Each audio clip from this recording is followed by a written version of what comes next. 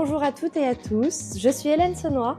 Je suis Axel Bertrand, nous sommes avocats associés du cabinet Asten Avocats, un cabinet d'avocats en droit de l'urbanisme et de la construction publique-privée basé à Paris et à Nancy. Nous intervenons notamment aux côtés d'architectes. Bienvenue dans le premier épisode de Perspectives d'architecte, un podcast dédié aux architectes et à la profession d'architecte. Perspectives d'architecte, c'est le podcast qui donne la parole aux architectes. Au travers d'interviews de professionnels, ce podcast a pour objectif de mettre en lumière la profession d'architecte, les enjeux qui la traversent, mais également ses évolutions au regard du contexte actuel. Ce podcast a également pour vocation d'explorer les aspects juridiques essentiels pour les architectes, soit au travers des difficultés rencontrées par nos invités, mais aussi au regard des évolutions de la réglementation applicable à la profession. Nous avons donc naturellement conçu ce podcast pour que chaque invité puisse librement s'exprimer dans un épisode dédié dans lequel l'invité sera amené à parler notamment de sa formation, de son domaine d'activité, de ses projets ou encore de ses difficultés. Chaque interview sera suivie d'un épisode sans invité dans lequel nous reviendrons sur le ou les points juridiques phares de l'entretien avec l'architecte. Cet épisode juridique sera synthétique, précis, plus court que les interviews.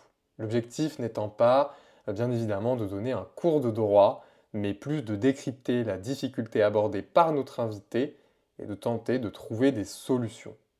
Chaque mois, nous diffuserons un nouvel épisode.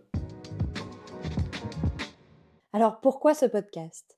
Au quotidien, nous travaillons avec les architectes ou pour des architectes sur des projets très variés.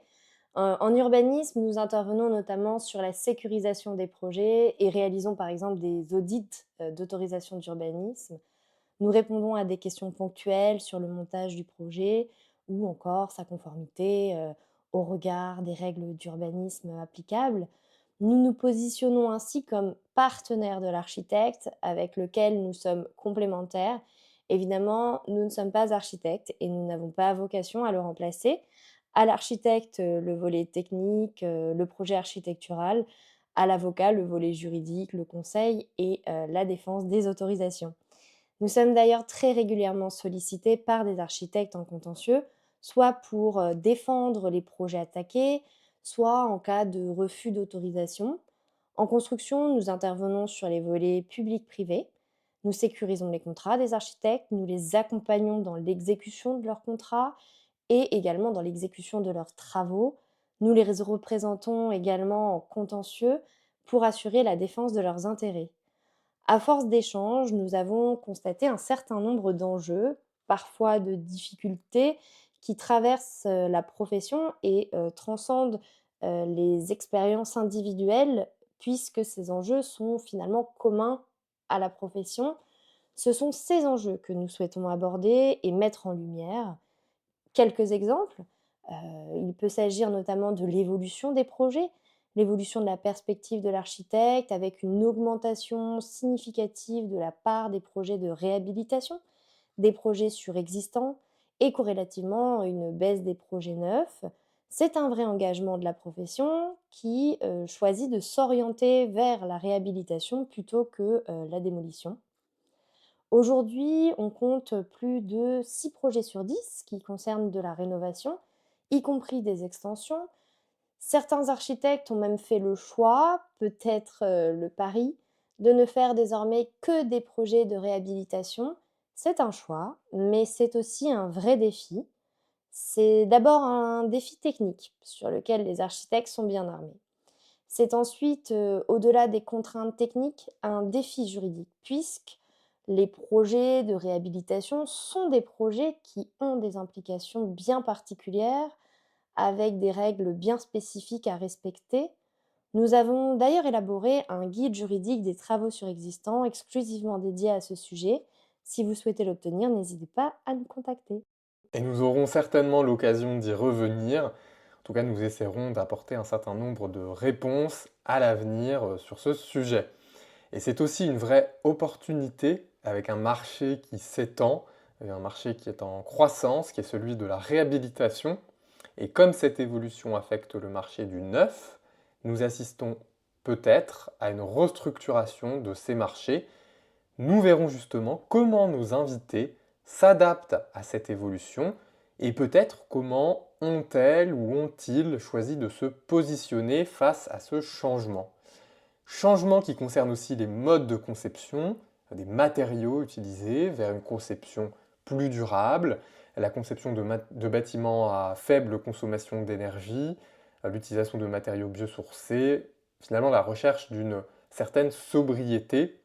Et d'ailleurs, tout cela, c'est un engagement des architectes, mais c'est aussi parfois une exigence des maîtres d'ouvrage. Et donc, nous verrons aussi comment nos invités choisissent de répondre à ces exigences. Autre évolution, la profession connaît une évolution importante de ses modes d'exercice, avec un recul important de l'exercice individuel à titre libéral, qui est pourtant le mode d'exercice historiquement privilégié de la profession. Alors c'est un recul probablement dû en partie au moins aux conditions d'exercice et aux risques juridiques et financiers, mais c'est peut-être aussi le signe d'une nouvelle aspiration chez les plus jeunes architectes.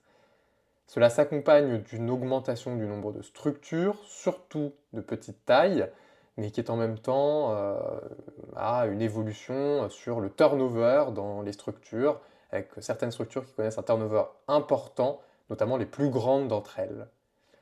On constate aussi un sujet sur la facturation et sur la rémunération, lié au moins en partie à cette évolution des modes d'exercice, justement, avec un contraste important de chiffre d'affaires selon les structures, selon les régions. On a notamment l'Île-de-France qui concentre un tiers des architectes, une bonne partie des projets aussi, et puis selon les clientèles. Il y a aussi des difficultés rencontrées par la profession, dont certaines sont contextuelles, les retards des opérations, les diminutions des nouveaux projets, la suppression aussi de projets, diminution des marges par exemple, et puis des difficultés qui sont plus structurelles, pour certaines d'origine politique, par exemple l'instabilité réglementaire, le zéro artificialisation nette, on aura l'occasion d'en reparler, et puis aussi l'interprétation des règles d'urbanisme qui est un vrai enjeu pour les architectes.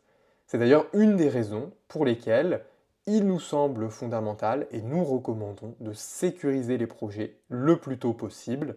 Ce sont autant d'enjeux que nous aborderons dans ce podcast à travers des parcours, des expériences racontées par nos invités. Nous sommes très heureux de vous présenter Perspectives d'architecte, podcast sur les architectes pour les architectes. Merci beaucoup d'avoir écouté ce premier épisode de présentation. Dans notre prochain épisode, nous aurons le plaisir d'accueillir Ekaterini Dotsika pour notre toute première interview. Nous espérons que cela vous plaira. À bientôt.